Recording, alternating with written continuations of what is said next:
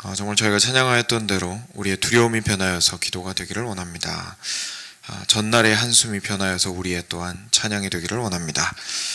주님을 향한 찬송들이 저희의 삶이 깊어져 가며 저희의 다양한 굴곡들이 삶에 생길 때마다 오히려 주님을 향한 찬양이 더욱더 깊어져 가고 풍성해져 가기를 간절히 원합니다.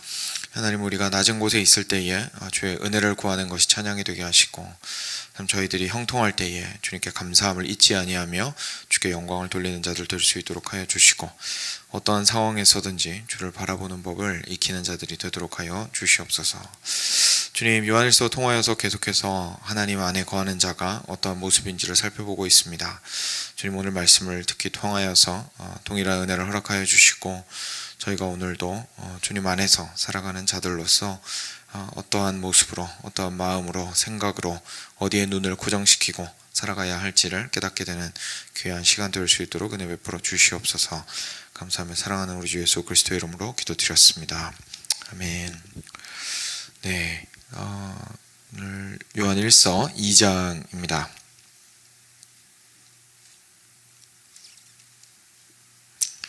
요한일서 2장 12절부터 27절까지 같이 교독하겠습니다. 12절부터 27절까지 제가 먼저 읽겠습니다. 자녀들아, 내가 너희에게 쓰는 것은 너희 죄가 그의 이름으로 말미암아 사함을 받았으며, 아비들아, 내가 너희에게 쓰는 것은 너희가 태초부터 계신 일을 알았으며, 청년들아, 내가 너희에게 쓰는 것은 너희가 악한 자를 이기었음이라. 아이들아, 내가 너희에게 쓴 것은 너희가 아버지를 알았으며, 아비들아, 내가 너희에게 쓴 것은 너희가 태초부터 계신 이를 알았으며, 청년들아, 내가 너희에게 쓴 것은 너희가 강하고 하나님의 말씀이 너희 안에 거하시며 너희가 흉악한 자를 이기었음이라. 이 세상이나 세상에 있는 것들을 사랑하지 말라. 누구든지 세상을 사랑하면 아버지의 사랑이 그 안에 있지 아니하니, 이는 세상에 있는 모든 것이 육신의 정욕과 안목의 정욕과 이생의 자랑이니 다 아버지께로부터 온 것이 아니요 세상으로부터 온 것이라. 이 세상도 그 정욕도 지나가되 오직 하나님의 뜻을 행하는 자는 영원히 거하느니라. 아이들아, 지금은 마지막 때라. 적그리스도가 오리라는 말을 너희가 들은 것과 같이 지금도 많은 적그리스도가 일어났으니 그러므로 우리가 마지막 때인 줄 아노라. 그들이 우리에게서 나갔으나 우리에게 속하지 아니하였나니, 만일 우리에게 속하였더라면 우리와 함께 거하였으며, 그들이 나간 것은 다 우리에게 속하지 아니함을 나타내려 함이니라. 너희는 거룩하신 자에게서 기름 부음을 받고 모든 것을 아느니라.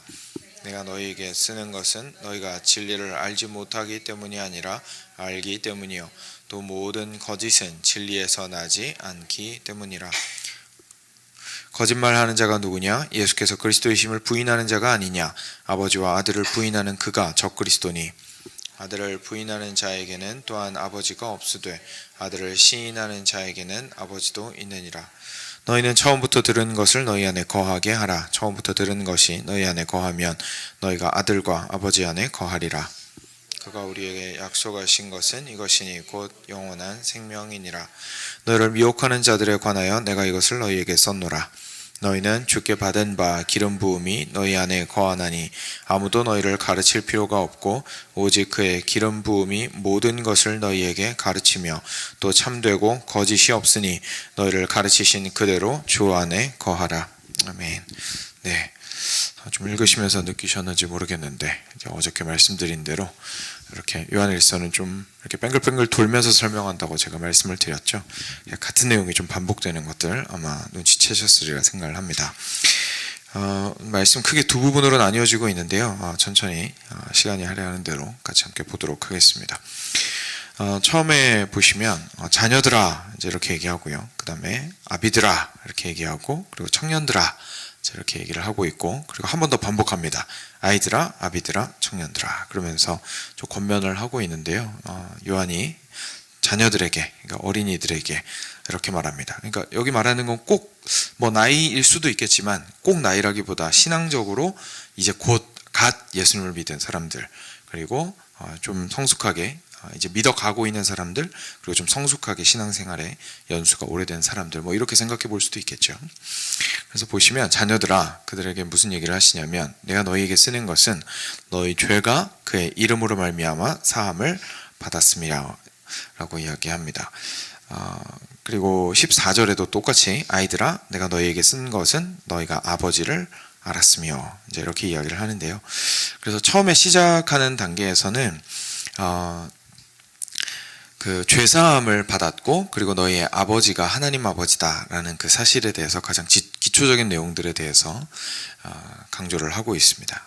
그리고 나서 아비들, 이제 신앙의 연수가 좀 있는 분들에 대해서는 내가 너에게 쓰는 것은 너희가 태초부터 계신 이를 알았으며, 이렇게 얘기하고요.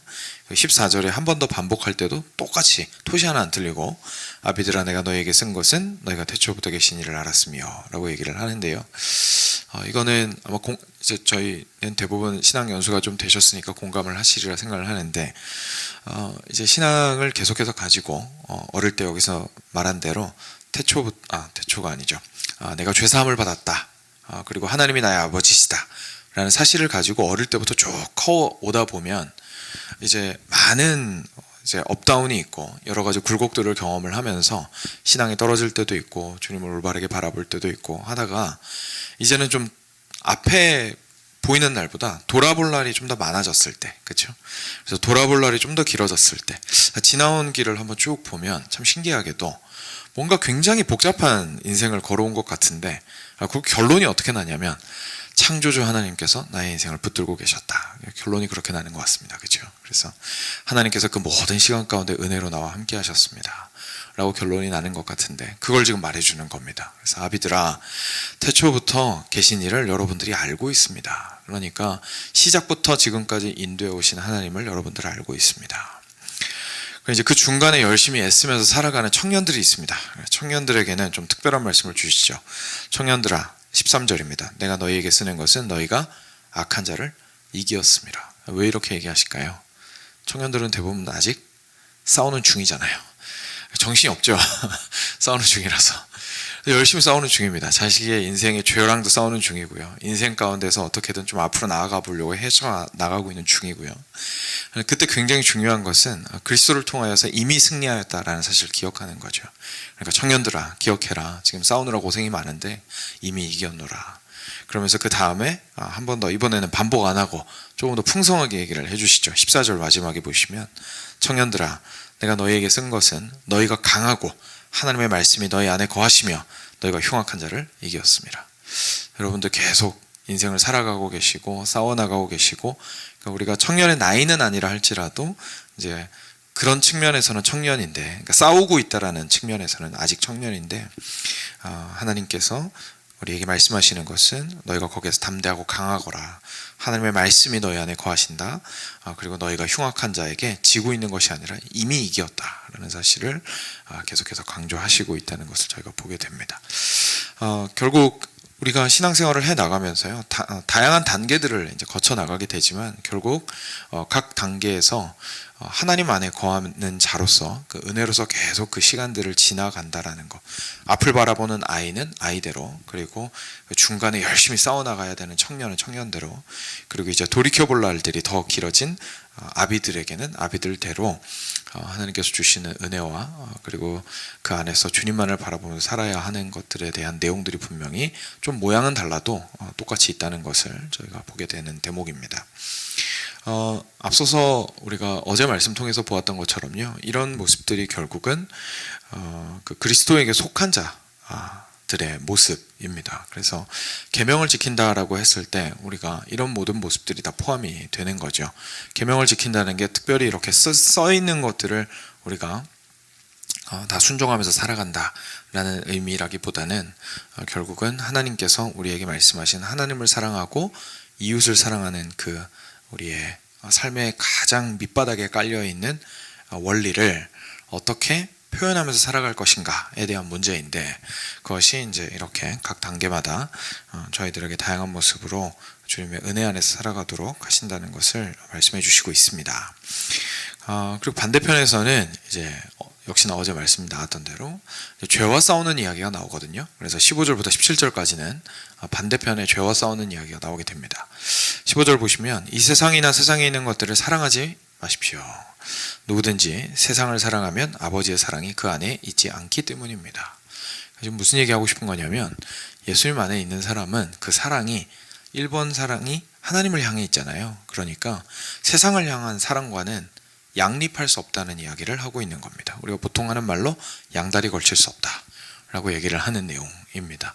그러니까 이거를 저희가 성경을 통해서 이렇게 명확하게 좀 보지 않으면 우리 안에는 항상 두 가지가 같이 공존하고 있거든요. 그러다 보니까 이게 마치 양다리 걸치는 것이 그냥 당연한 것처럼 생각을 하게 될 때가 참 많이 있는데, 사실 이 말씀을 통해서 보게 되는 것은 사실 양립할 수 없는 것입니다. 사랑하는 것은 하나님을 사랑한다면 세상은 미워할 수밖에 없고, 세상을 사랑한다면 하나님을 동시에 사랑하는 것은 불가능합니다 라고 이야기하는 것이죠. 왜냐하면 세상에 있는 것이 애초에 그 기초부터 아예 다른 데에 뿌리를 두고 있기 때문에 그렇습니다. 세상에 있는 모든 것들은 어디에 뿌리를 두고 있냐면 특히 세 가지로 이제 정리를 해서 말씀을 해주시고 있는데, 하나는 육신의 정욕이죠. 쉽게 말해서 세상에서 진행되는 모든 것이 아무리 겉으로 볼 때는 아름다워 보이더라도 가장 깊숙한 곳에 있는 것은 결국 육신의 정욕이죠. 몸에 속한 것들, 눈에 보이는 것들, 그것들을 더욱더 풍성하게 만들고 그것들이 더욱더 형통하기를 원하고 그것들이 부유해지기를 원하고 그것들이 살찌우기를 원하고 살찌기를 원하고 하는 마음에서 시작되는 것들이다 라고 얘기를 하고 있습니다. 제가 이제 시대가 지나가는 것들에 대해서 요즘 너무 빨리 변하다 보니까 저도 원래 사실 그런 거에 좀 관심이 없는 편인데 요즘 관심을 안 가질 수가 없더라고요. 그래서 뭐 너무 시대가 많이 변하고 있잖아요. 그래서 관심 있으신 분들은 뭐 뉴스 보면서 많이 느끼시겠지만 시대가 어마어마하게 변하고 있는 그 세태들을 보면서 제가 한 가지 느끼는 것이 있는데요. 설명은 항상 세련되다는 겁니다. 설명 굉장히 세련됐습니다. 여러분, 주식 전문가들이 주식에 대해서 이야기하고요. 경제 전문가들이 경제에 대해서 이야기를 하고요. 뭐 그게 거시경제가 됐든 미시경제가 됐든 막 얘기를 합니다. 굉장히 세련되게 이야기를 합니다. 그런데 사실 그 밑바닥에 결국은 저희가 보는 그 그래프 있잖아요. 주식 그래프. 결국은 뭐의 이동입니까? 욕망의 이동입니다. 결국은 욕망의 이동입니다. 막 환율이 막 이렇게 급등했다가 이렇게 떨어졌다가 막 한다고 해서 이제 많이 걱정들을 합니다. 뭐 환율이랑 상관이 있는 일을 하시는 분들은 좀 아실 텐데, 결국 그것도 뭐죠? 돈을 가지고 결국은 욕망의 도구로 삼아서 왔다 갔다 하다 보니까 생각하는 격차거든요. 그죠? 나라에서 정치적인 어떤 그 제도를 만들어서 하는데, 원래 나라에서 하는 제도들은 모두에게 이롭게 되는 것들이 사실 원칙이겠지만 안타깝게도 최근에는 그런 세태를 많이 반영하고 있지 못하죠. 그게 뭐 특정 나라만 그런 게 아니고 이제는 그냥 온 세계 모든 나라의 트렌드가 돼버렸습니다. 각자 나라가 이제 자기들의 부요함에만 관심을 가지고 하게 되는데, 결국은 뭐에 대한 표현이죠? 자기 나라의 욕망에 대한 표현입니다. 그죠? 근데 설명은 어떻게 합니까? 엄청 세련되게 합니까? 합니다. 넥타이 메고 나와가지고 양복 입고 나와서 알아들을 수 없는 학술적인 얘기들 하면서 막 얘기합니다. 근데 결국 그 학술적인 얘기를 움직이는 가장 밑바닥에 흐르는 것은 육신의 정욕이죠. 성경은 그것을 이야기하고 있는 겁니다. 그리고 안목의 정욕들이 있습니다. 눈에 보기에 아름다운 것들, 그렇죠? 뭐 이거는 저희가 지금 완전 여기에 절어서 살기 때문에 어렵지 않게 이해할 수 있습니다. 보는 것으로 가득한 시대입니다.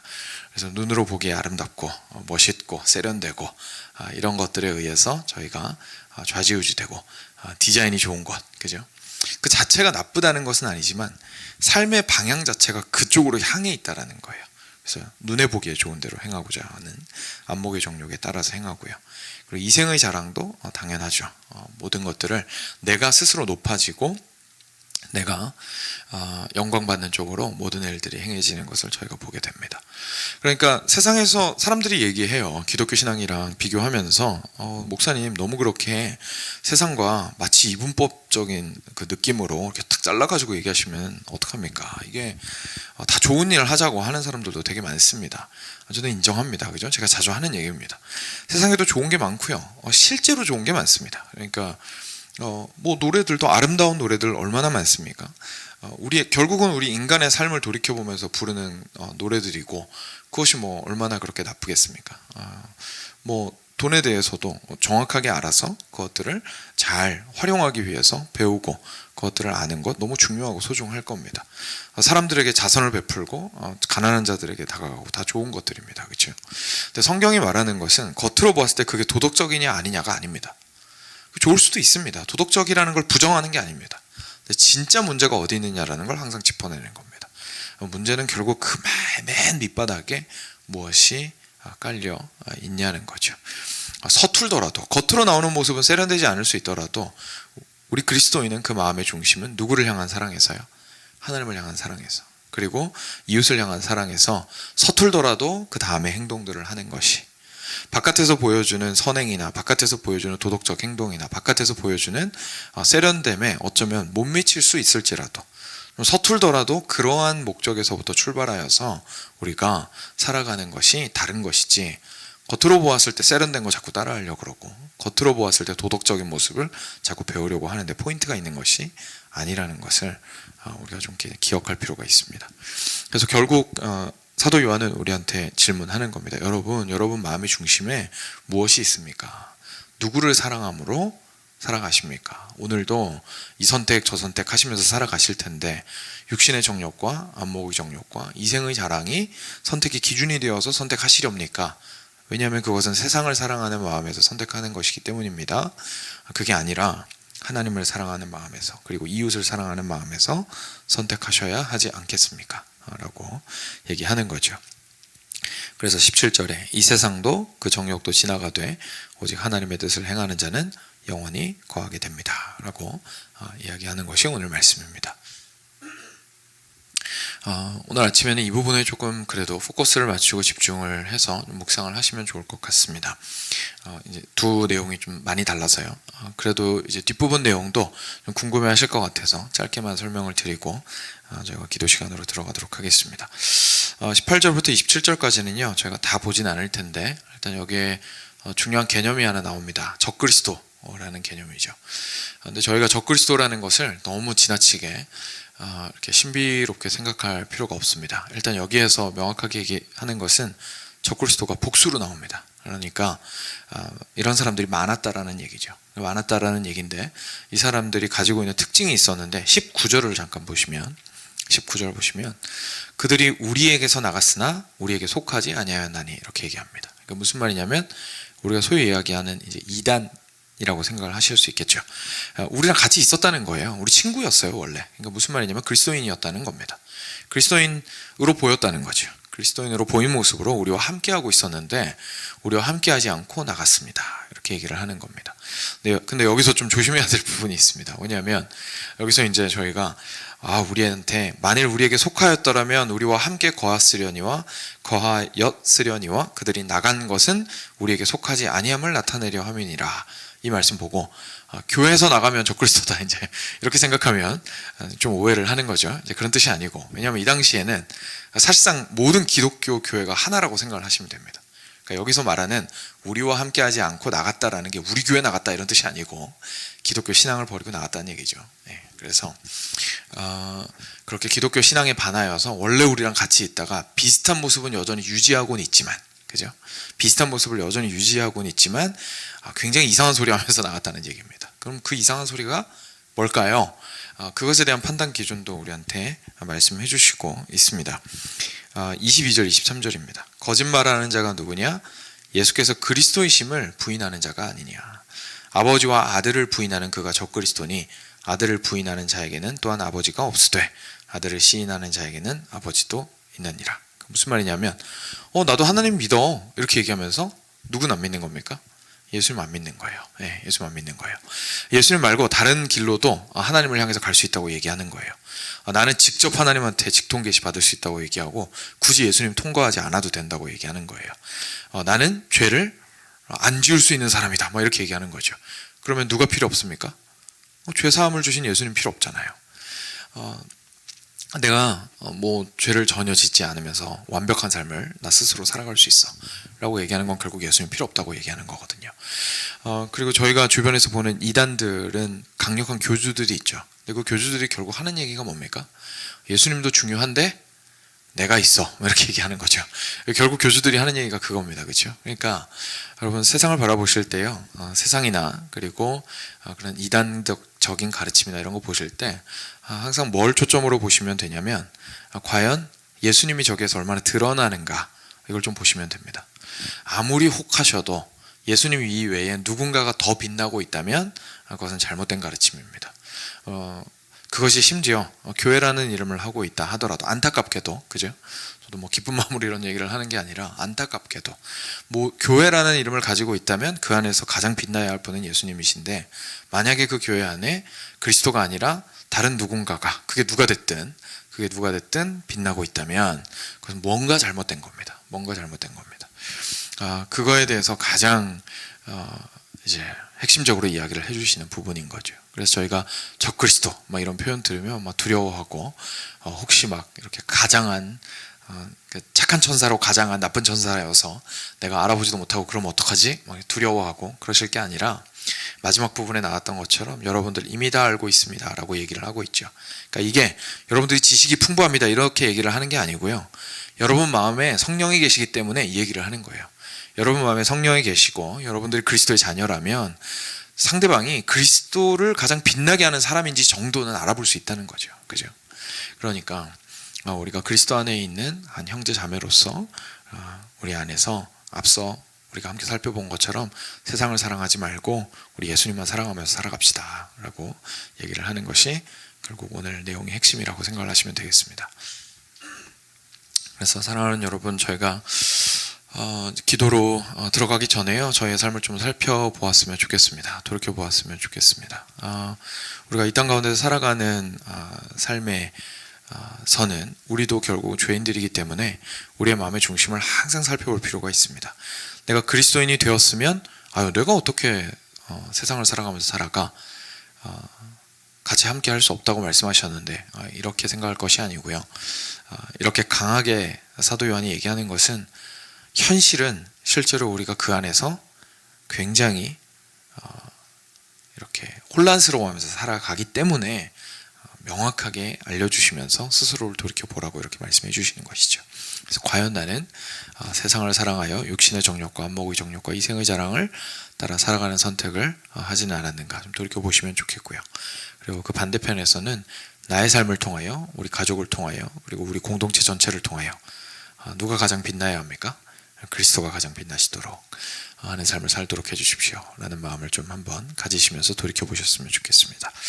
이런 마음을 가지시고 함께 먼저 들으신 말씀 기억하시면서 깨닫게 해주신 것들을 가지고 먼저 기도하도록 하겠습니다. 같이